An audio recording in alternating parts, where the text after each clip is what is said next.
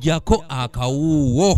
Ng'emu ku nteekateeka z'okwongera okukulaakulanya ekitundu, abakulembeze b'emikono batongozza omulimu gw'okuzimba oluguudo lwa Street Bishop Tuck Road oluva ku Jinja Road okudda ku ttendekero lya Uganda Christian University.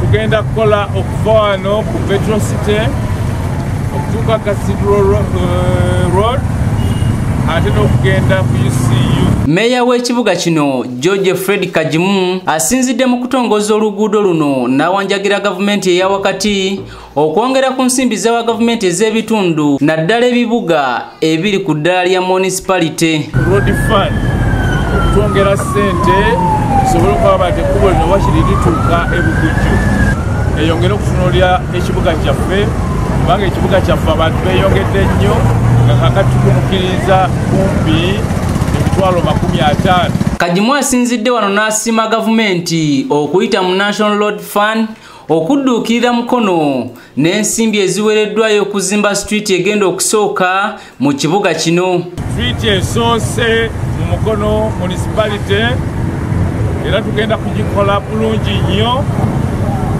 nga tukakasa nti streets endala zonna mu kibuga kino zigenda kukolebwa mu ngeri y'emu. Omumyuka wa Ssenkulu w'ekibuga kino Alex Nanyonga Seruwaji asabye kontrakita aweereddwa omulimu guno okugukola mu bwesimbu ate mu bwangu okulaba nga batuukiriza ekiruubirirwa eky'okutuusa obuweereza ku bantu. Tusuubira nti ogenda tukolera omulimu omulungi nga bwe tusayinize contract naawe okusobola okuba nga tufuna the beauty gye tusuubira okusinziira ku design z'oluguudo. Yeyinginiya w'ekibuga kino Serunjogi asabye kontrakita aweereddwa omulimu okufuba okukozesa ensimbi ezimuweereddwa okukola omulimu omulungi n'ensimbi zimumale. Okutetenkanya n'okwera mu ssente ze tulina tusuubira kugamba nti ate ssente zimala so ebyo ebintu ebisatu tugenda kuba tubitunuulira nnyo okukola omulimu kubanga tukolera mu kiseera kituufu etukanyizaako. Patrice Kiwalabye yakusakidde eggulire lino ku lwa ABS Television.